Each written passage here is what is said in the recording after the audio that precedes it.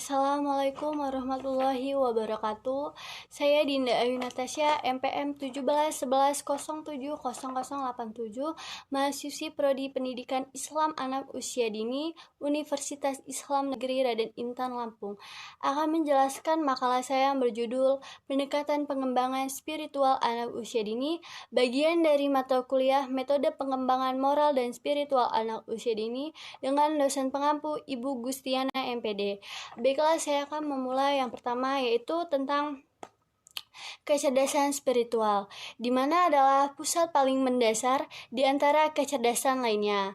Penanaman kecerdasan spiritual di sini sangatlah penting, karena dengan penanaman spiritual akan membentuk karakter anak ke depannya. Untuk menentukan pendekatan yang dipilih, seorang guru perlu mempertimbangkan berbagai hal sebagai berikut. Yaitu yang pertama ada tujuan yang hendak dicapai, yang kedua yaitu karakteristik anak-anak, yang ketiga jenis kegiatan, yang keempat nilai atau kemampuan yang hendak dikembangkan, yang kelima pola kegiatan yang akan dilakukan, yang keenam fasilitas atau media yang perlu disediakan, yang ketujuh situasi, yang delapan tema atau subtema yang dipilih. Selanjutnya yaitu pendekatan pengembangan spiritual pada anak usia dini. Yang pertama yaitu ada pembelajaran dengan media nyata atau contextual learning, di mana pembelajaran kontekstual adalah konsep belajar yang membantu guru mengatakan materi yang diajarinya dengan situasi dunia nyata, serta mendorong anak menghubungkan pengetahuan yang dimiliki dengan penerapan dalam kehidupan mereka sehari-hari.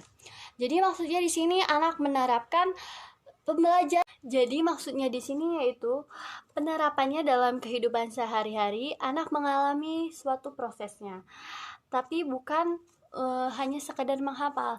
Jadi contohnya di sini misalkan anak membaca doa sebelum makan begitu. Yang kedua di sini ada pendekatan keteladanan, di mana melalui pendekatan keteladanan ini dalam setiap kesempatan dan pergaulan antara guru dan anak secara demonstrasi atau tidak, sebaiknya guru mampu memberikan contoh perilaku yang terpuji. Contohnya itu seperti membiasakan anak makan dengan tangan kanan begitu, lalu mencuci tangan sesudah makan. Selanjutnya yaitu ada yang ketiga yaitu pendekatan indoktrinasi, di mana pendekatan ini memiliki nilai keutamaan yang tegas dan konsisten, di mana jika anak melanggar maka ia dikenakan hukuman, akan tapi bukan berupa kekerasan. Yang selanjutnya yaitu pendekatan klarifikasi nilai. Pendekatan klarifikasi nilai ini, guru secara langsung menyampaikan kepada anak mengenai benar salah, baik buruk, tetapi siswa diberikan kesempatan untuk menyampaikan dan mengatakan nilai-nilai dengan caranya sendiri. Jadi maksudnya di sini guru memberitahu bahwa sesuatu perbuatan itu benar atau salah. Yang selanjutnya yaitu pendekatan pembiasaan dalam perilaku. Penerapan pendekatan ini melakukan pembiasaan yang berlangsung di tengah keluarga, seperti makan dengan menggunakan tangan kanan, terus membiasakan membaca doa sebelum makan. Selanjutnya yaitu ada pendekatan pengalaman, di mana pendekatan ini merupakan pengalaman keagamaan kepada peserta didik dalam rangka penanaman nilai-nilai keagamaan. Jadi contohnya di sini misalkan sang pendidik itu menanyakan kepada anak pengalaman apa saja yang sudah ia lakukan, misalkan belajar sholat di rumah begitu. Selanjutnya yaitu yang ketujuh pendekatan emosional, di mana pendekatan ini emosi berperan dalam pembentukan kepribadian seseorang. Metode dalam pendidikan emosional ini adalah berupa metode ceramah, sosiodrama ataupun bercerita. Yang selanjutnya yaitu ada pendekatan fungsional. Pembelajaran fungsional ini menekankan kepada segi pemanfaatan anak usia dini dalam kehidupan sehari-hari.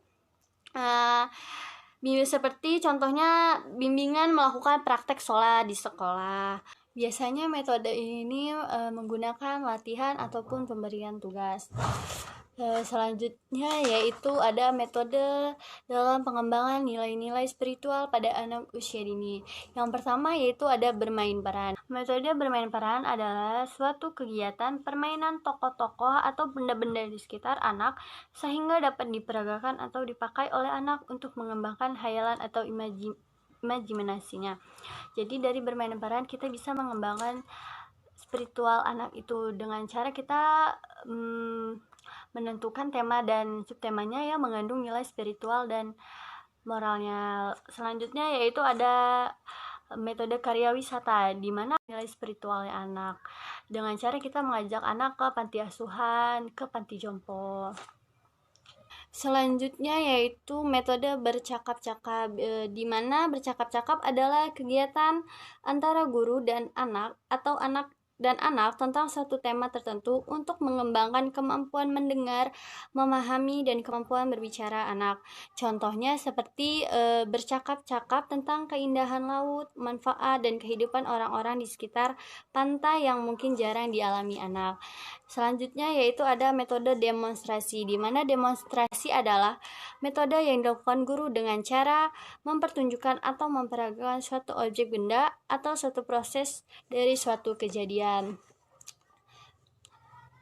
Selanjutnya yaitu metode proyek, di mana metode proyek adalah suatu metode yang memberikan kesempatan kepada anak untuk menggunakan lingkungan dan alam sekitar serta kegiatan sehari-hari sebagai bahan pembahasan melalui serangkaian kegiatan. Selanjutnya yaitu ada metode bercerita.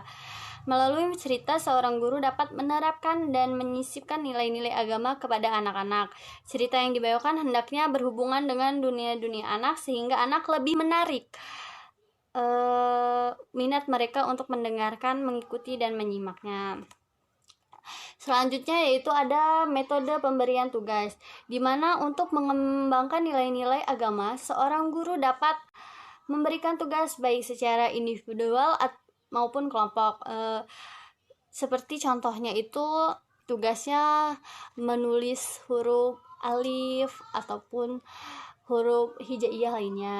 Selanjutnya yaitu ada metode sosial, di mana metode ini mengajarkan anak untuk memiliki perilaku yang mencerminkan sikap percaya diri, mau membantu jika diminta bantuan, dan memiliki perilaku yang mencerminkan sikap kerjasama, misalnya terbiasa menyapa saat bertemu guru, dan mau berbagi bersama teman. Selanjutnya yaitu ada metode tanya jawab, di mana metode tanya jawab dilakukan dengan cara mengajukan pertanyaan tertentu kepada selanjutnya yaitu ada metode tanya jawab, di mana metode tanya jawab dilakukan dengan cara mengajukan pertanyaan tertentu kepada anak.